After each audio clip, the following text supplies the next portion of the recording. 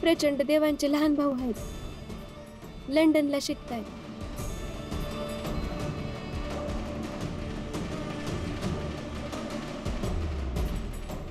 तिकडून येणार होते आणि त्याच आनंदात लक्ष्मीताई आणि प्रचंड देवांच्या बायकोनी सोबत लाडू वाटले होते. अच्छा.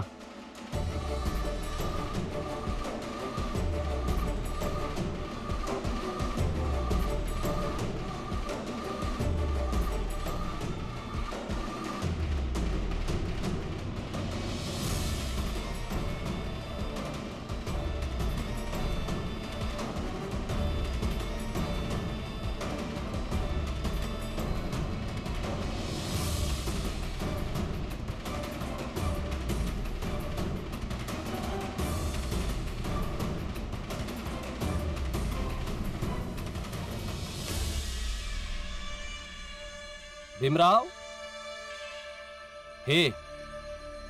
हे आहेत प्रचंड देवजींचे छोटे भाऊ वैभव देव.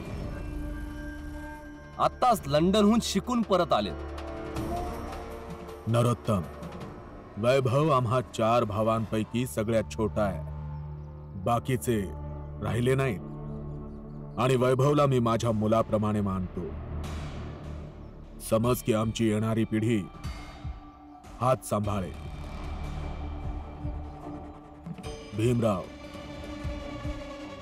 बघतोयस काय? नमस्कार कर.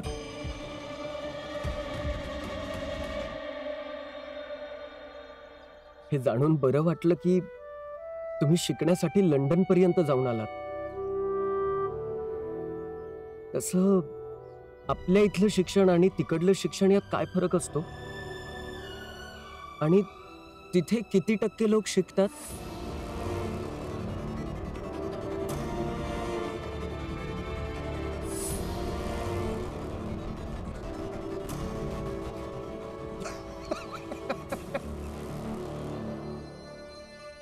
काय काय मूर्ख आहे का?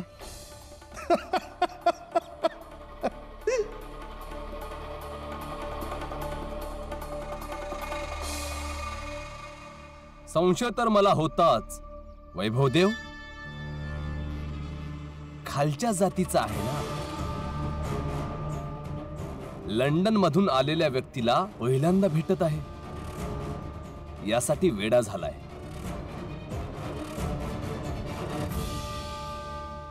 वैभव हा खालच्या जातीचा माणूस नेहमी आपल्या लायकीच्या वरचा विचार करतो. याची हीच गोष्ट आम्हाला खूप आवडते. आता बघ ना, हा आपल्या बापाच्या 2.5 रुपयांच्या पेन्शनसाठी या कार्यालयात धक्के खातोय आणि तुला विचारतोय की लंडन मध्ये किती टक्के लोक शिकतात. माझे पती कुठे भी राहू दे, धक्के खाऊ देत नाही तर गोड भाकर खाऊ दे.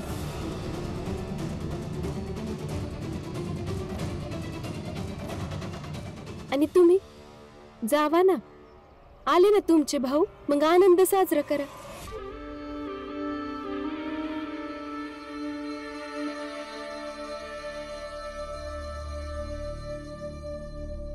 आम्ही आनंद वाटतो सुद्धा.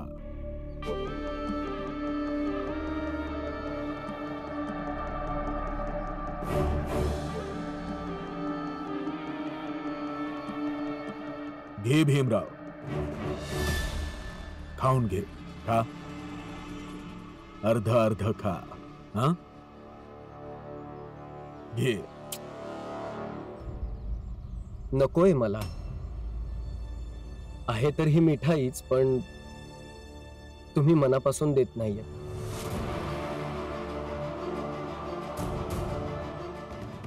यामागे माझा अपमान करण्याचा प्रयत्न आहे. म्हणून राहू द्या, नकोय मला. खालच्या जातीचा असून मोठमोठे वार्ता करतोस? तुझी लायकी तरी आहे का तुला ही असली मिठाई मिळेल?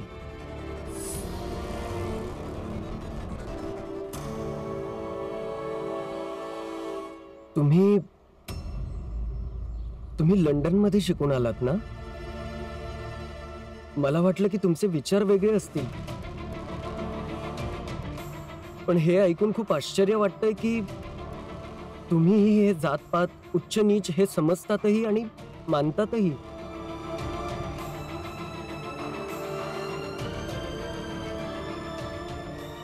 आणि गोष्ट राहिली मिठाईची, तर अशी मिठाई मी आजपर्यंत नाही खाल्ली.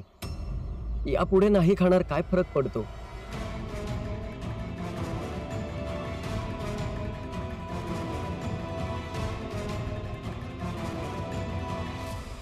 भीमराव, पुन्हा पुन्हा भाषण द्यायला सुरुवात केलीस. प्रचंड देवजी, तुम्ही लोक जा.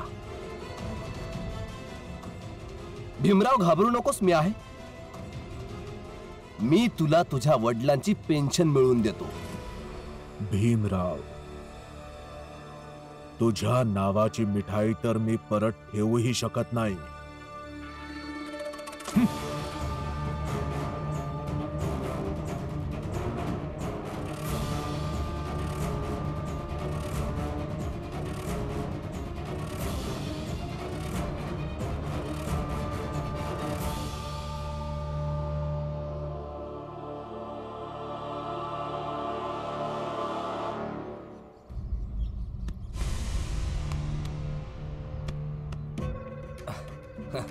भीमराव,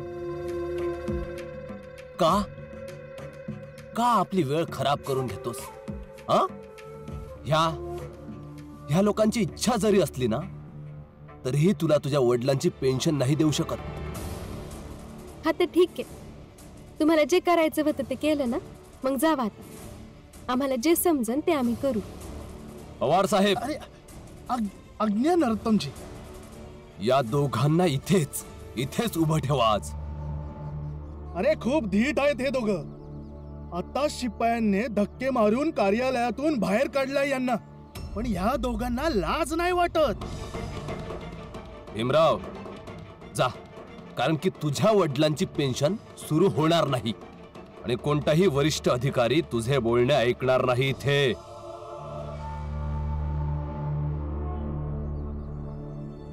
मला तर वाटतं की तुम्ही बऱ्याचदा असंच काहीसं बोलता.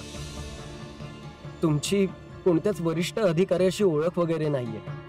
फक्त विनाकारण बोलत असता तुम्ही. पवार साहेब अल्लड आहे. याला माहितीच नाही की माझी ओळख कुठे आहे ते. हो, तर मग सांगा कुठे कुठे आहे. म्हणजे नाव तरी सांगा ना. तेव्हा मी खरं मानेन की तुमची ओळख पाळख खरंच मोठ्या अधिकाऱ्यांशी आहे. नाहीतर मला वाटेल की तुम्ही ज्यांच्या नावाने धौस देत आहात ते असेच कोणीतरी आहेत. मुंबईचे पेन्शन डिपार्टमेंटचे सर्वात वरिष्ठ अधिकारी क्लाइव्ह, लक्ष्मीकांत वागले, प्रतीक शिंदे यांच्यापेक्षा कोणी वरिष्ठ अधिकारी आहे का या मुंबईत? पवार साहेब, हे तिघे सर्वात वरिष्ठ अधिकारी आहेत. तर बस, या सर्वांपर्यंत बातमी पोहोचली आहे. भीमराव, क्लाइव्ह, लक्ष्मीकांत वाघळे आणि प्रतीक शिंदे. आता या 3 अधिकाऱ्यांच्या नावेच तक्रार नोंद करेन की ह्या तिघांनी नरोत्तम जोशीच्या सांगण्यावरून माझ्या वडिलांची पेन्शन अडवली आणि माझ्या पत्राचं काहीच उत्तर दिलेलं नाही. पवार साहेब, तुमच्या द्वारपालाला सांगा की कंप्लेंट रजिस्टर घेऊन या. काय डोकं फिरलंय का तुमचं? नाही, आता कुठे आमचं डोकं चालायला लागलंय. आम्ही तोपर्यंत घरी नाही जाणार. एक तर आमच्या बाबांची पेन्शन जोवर सुरू होत नाही, नाही तर ते तिघ आमच्याशी इथे येऊन बोलत नाही. ते तिघे येणार इथे तुमच्याशी बोलायला? इथे येणार नाही तर न्यायालयात तर नक्कीच येतील. आणि तुम्हालाही यावंच लागेल साक्ष देण्यासाठी की तुम्ही माझ्या बाबांच्या पेन्शनच्या बाबतीत वैयक्तिक द्वेष काढला आहे. आणि कोणत्याही सरकारी कामामध्ये वैयक्तिक द्वेष काढणे हा कायद्याने गुन्हा आहे.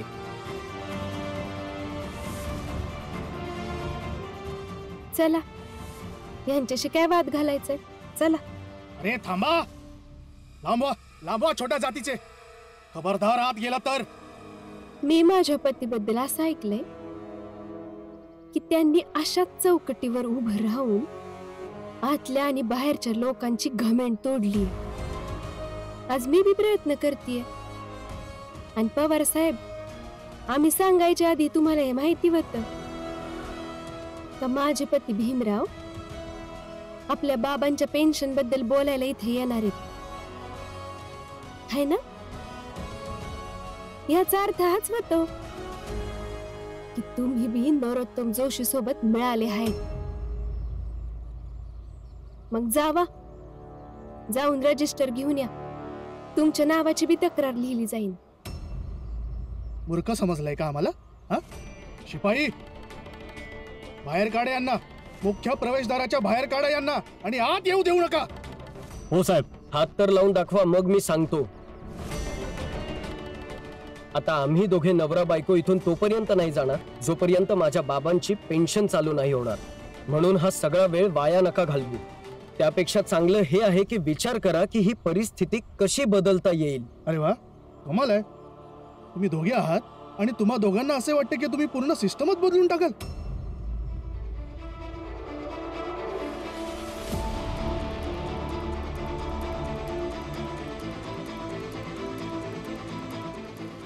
एकदा कॉलेजमध्ये असताना यांनी मला हाच प्रश्न विचारला. थोडे जास्तच बोलत आहात तुम्ही लोक. मुठभर आहात. कधीपर्यंत वाचवाल याला? तेव्हा मी जे उत्तर दिलं होतं तेच मी तुम्हाला देतोय.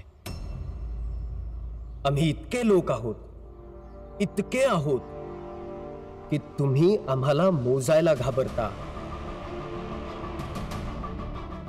यासाठी आता फक्त हाच विचार करा की माझ्या बाबांची पेन्शन कशी चालू होईल आणि किती लवकर चालू होईल. मरा दोघे पती पत्नी इथेच.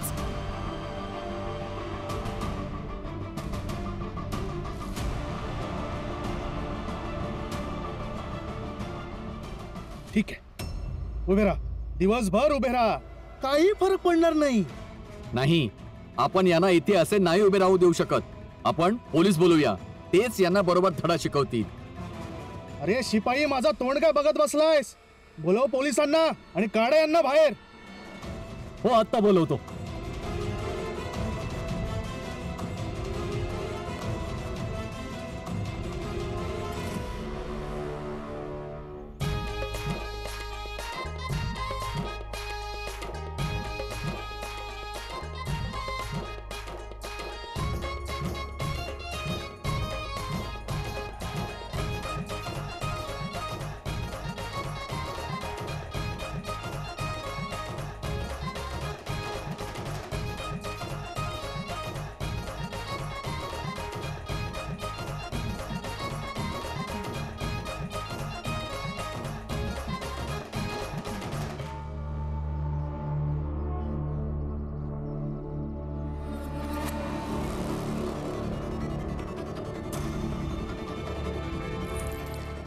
घ्या, सगळे आनंद साजरा करा.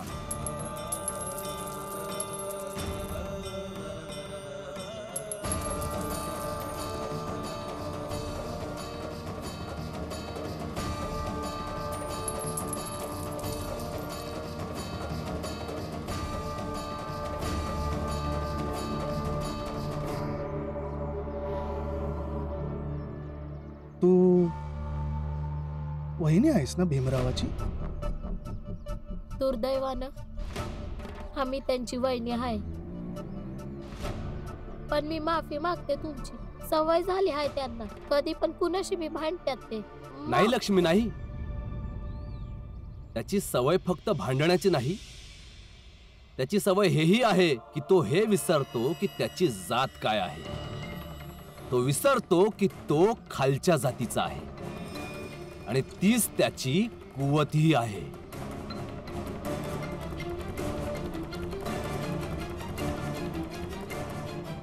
त्याला सांग आपली पुस्तके घेऊन इथे येण्यास. तिथे खूप दाखवत होता सगळ्यांसमोर की त्याला शिक्षणात खूप आवड आहे. बघूया आता किती शिकलेलं आहे ते. नाही मालक, हे तर त्याचं नाटक आहे. काही शिकलेला नाहीये, त्याला काहीच येत जात नाही, फक्त दिवसभर भाषण देत राहतो बस. सतत अतिशय निर्लज्जपणे आपल्या बायकोच्या कामावर जगतो आणि फक्त मोठी मोठी स्वप्न बघतो. ऐका, आमच्या भावाने सांगितलं ना, मग भीमरावला सांगा की त्याने आपली पुस्तकं घेऊन इथे यावं. तसंही गल्लीबोळात बसून कधी अभ्यास होतो का? आमचा भाऊ लंडनहून आलाय, हा सांगेल भीमरावला शिक्षण आणि अभ्यासाचा अर्थ. कळलं? ठीक आहे, सांगीन त्यासनी. चांगली गोष्ट आहे. आता तुम्ही जा. नमस्ते मालिक. नमस्ते मालक. अहो, तुम्ही सगळे आत चला, जेवण तयार आहे.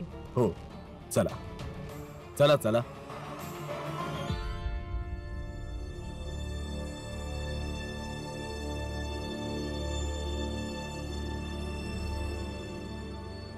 माहितीये तुम्हाला, जेव्हापासून मी तुमच्याबद्दल ही गोष्ट ऐकलीये ना, की तुम्ही तुमच्या एक एक गोष्टीसाठी कठीणातला कठीण संघर्ष करताना, तेव्हाच मी विचार केला होता, जर आयुष्याने संधी दिली तर तुमच्या सोबत ते सगळं करीन.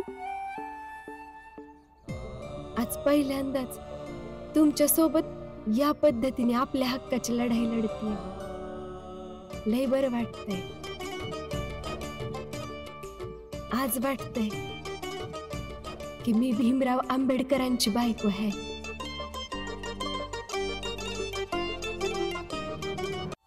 रमा, एका पतीच्या रूपात मला कधीच आवडणार नाही की माझ्यामुळे, या संघर्षामुळे तुला काही त्रास व्हावा. पण जर तुला मनापासून वाटत असेल तर ठीक आहे. आणि मला ही शक्ती मिळतीये तुझ्यामुळे.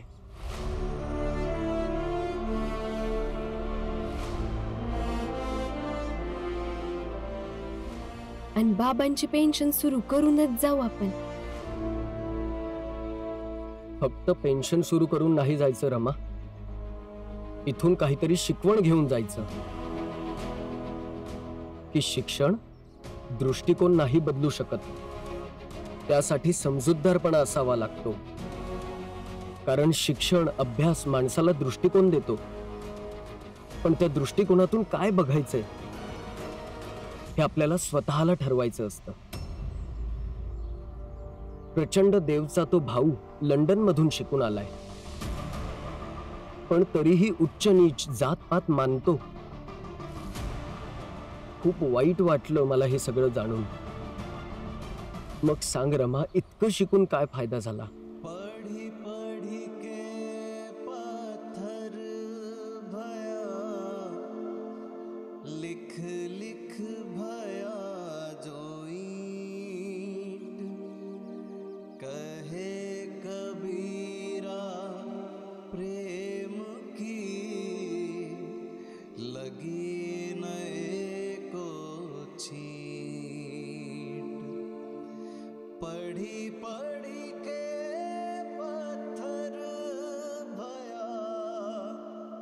लिख